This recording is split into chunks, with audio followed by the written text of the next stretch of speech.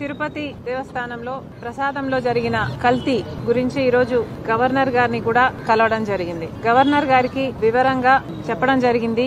ఎంతో మంది కోట్ల మంది తెలుగు ప్రజలే కాదు భారతదేశంలో ఉన్న ఎంతో మంది భక్తుల మనోభావాలకు సంబంధించిన విషయం, వారి సెంటిమెంట్స్, వారి ఇమోషన్స్, వారి ఫెయిత్ కు సంబంధించిన విషయం. ఏ మతమైనా గొప్పదే, ఏ ధర్మమైనా గొప్పదే, ఏ ధర్మాన్నైనా ఏ మతాన్నైనా గౌరవించాల్సిన అవసరం మనందరికీ ఉంది. అలాంటిది ఈ రోజు కోట్ల మంది ప్రజలకు ఇది ఎఫెక్ట్ అవుతుంది అంటే ఆలోచిస్తే కూడా బాధేస్తుంది. రెండే విషయాలు చాలా స్పష్టంగా కనిపిస్తున్న విషయాలు. దీంట్లో ఒకటి, నేషనల్ డైరీ డెవలప్మెంట్ బోర్డు ఒక శాంపుల్ ను తీసుకొని దాన్ని పరిశీలన చేస్తే దాని రిపోర్టు లో తేలిన విషయం ఏమిటి అంటే ఘీలో ఉన్న పదార్థాలు fish oil, beef tallow, pork fat కూడా ఉంది అని. NDDB national dairy development board చెప్పిన రిపోర్టు ఇదైతే, ఇంకొక అంశము వీళ్ళు కొనుగోలు చేసిన నెయ్యి రేటు. నైవేద్యానికేమో 1600 రూపాయలు ఖర్చు పెట్టారట, కానీ లడ్డూలు తయారు చేసి నెయ్యి కోసం మాత్రం 320 రూపాయలు మాత్రమే ఖర్చు పెట్టారట. 320 రూపాయలు మాత్రమే ఖర్చు అయ్యే నెయ్యికి అలాంటి టెండర్ కు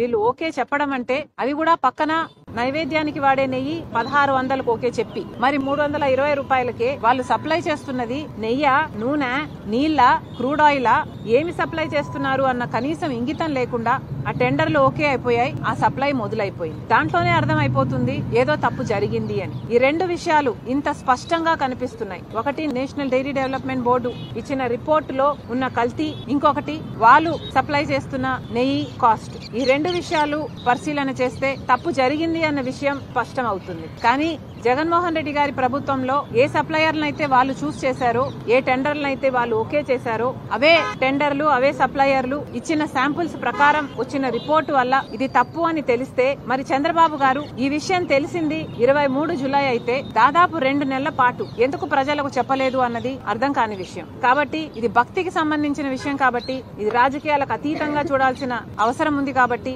రాష్ట్ర స్థాయిలో ఏ ఎంక్వైరీ జరిగినా న్యాయం జరగదేమో, ఇది రాజకీయ కోణంలోనే చూస్తారేమో అన్న భయం ఉంది. కాబట్టి ఈ రోజు గవర్నర్ గారిని కలిసి సిబిఐ ఎంక్వైరీ కోసం ఆయన కూడా ప్రతిపాదన పంపించాలని కోరడం జరిగింది. స్పష్టంగా అర్థమవుతున్న విషయం ఏమిటి అంటే, దాదాపు టీటీడీకి సంబంధించిన ఆస్తుల విలువ 3 లక్షల కోట్లకు పైగానే అంటున్నారు. అలాంటప్పుడు వాళ్ళ సంవత్సరపు బడ్జెట్టే 5000 కోట్లు అయినప్పుడు ఇంత చిన్న విషయంలో, నెయ్యి విషయంలో ఎందుకు కక్కుర్తి పడ్డారో జగన్మోహన్ రెడ్డి గారి ప్రభుత్వం సమాధానం చెప్పాలి. అలాగే చంద్రబాబు గారు కూడా మీకు 23వ తేదీన, జూలై 23వ తేదీనే ఈ రిపోర్ట్ వస్తే మరి అప్పటి నుంచి ఇప్పటి వరకు ఎందుకు బయట పెట్టలేదు? ప్రజలకు చెప్పాల్సిన అవసరం మీకు కనిపించలేదా? దీని మీద ఎంక్వైరీ చేయాల్సిన అవసరం మీకు కనిపించలేదా? చంద్రబాబు గారు కూడా సమాధానం చెప్పాలి. గవర్నర్ గారికి ఇదంతా వివరించడం జరిగింది. ఆయన సానుకూలంగా వినడం జరిగింది. ఆయన పరిధిలో ఆయన